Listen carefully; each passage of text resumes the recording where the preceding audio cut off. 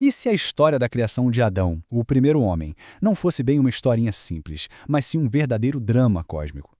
Pois é, algumas tradições místicas enxergam a origem da humanidade exatamente assim. Uma narrativa incrível sobre luz, sobre uma queda e sobre um propósito de refinamento que, na verdade, continua até hoje. Vamos mergulhar nessa visão fascinante. A gente vai passar por 5 estágios dessa jornada. Primeiro, vamos ver como a ideia de parceria é fundamental para a criação. Depois, qual era a natureza original, superluminosa, de Adão. Aí, o que de fato aconteceu no momento do pecado. Em seguida, como o corpo dele se transformou, literalmente, de luz para carne. E por fim, qual o propósito espiritual por trás de toda essa mudança. Para começar a entender essa história, a gente precisa primeiro pegar uma ideia que é a base de tudo, a parceria. De acordo com essa visão, a criação, seja aqui no nosso nível humano ou lá no divino, nunca é um ato solitário, sabe? Sempre tem uma colaboração rolando. E a chave aqui é o número 3. A fonte que estamos analisando nos diz que a criação sempre envolve uma trindade de forças trabalhando juntas. Isso vale tanto no céu quanto na terra.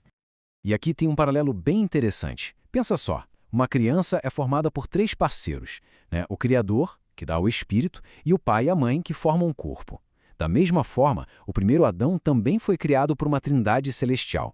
Essas forças superiores são conhecidas como o Rei Superior, que é Bina, Zá, que é Zeirampin, e Malchut, também chamada de Nukva. Agora vamos entrar na natureza do primeiro homem, o Adão Harishon.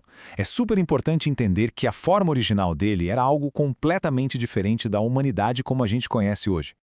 Olha só que incrível. O corpo de Adão não foi feito do pó da terra que a gente pisa. Ele veio do pó do templo superior.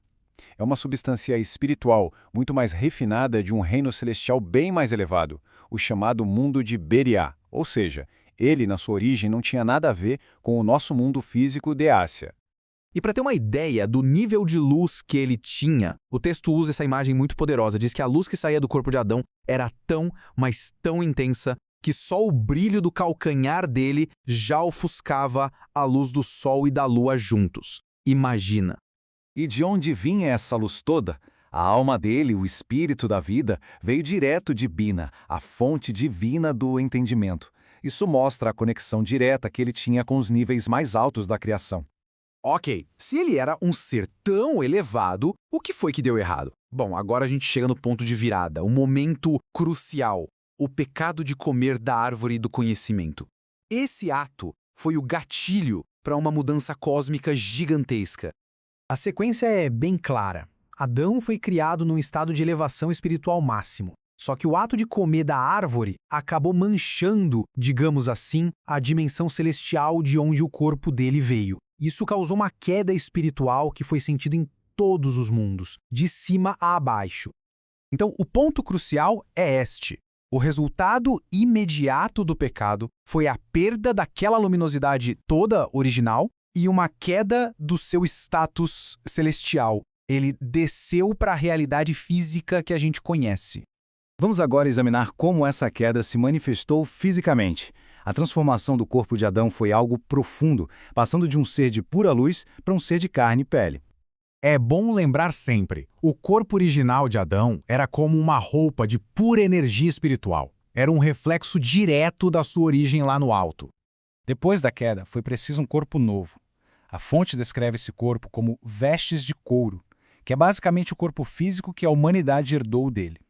Esse novo corpo físico funciona de um jeito totalmente diferente. Ele não irradia mais aquela luz pura. Pelo contrário, ele agora serve como um recipiente para conter uma mistura de energias, incluindo o que a fonte chama de qualidade do julgamento, algo que agora precisa ser purificado. Mas olha que interessante. Essa nova condição física não é vista como um castigo final, não. Na verdade, é o começo de um propósito espiritual totalmente novo e profundo.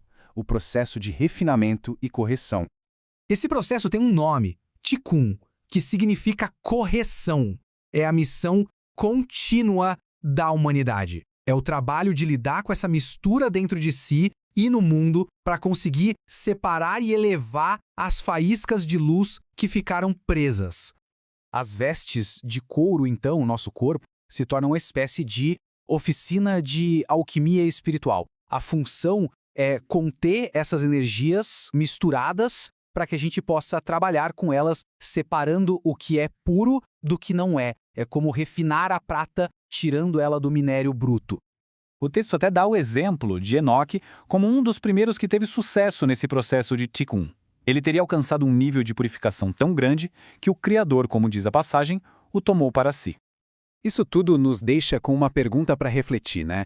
Se essa narrativa antiga coloca a nossa existência física como uma grande oportunidade para um trabalho espiritual de refinamento, como é que essa ideia se aplica à nossa busca por propósito e por melhoria no mundo de hoje? Fica aí a reflexão.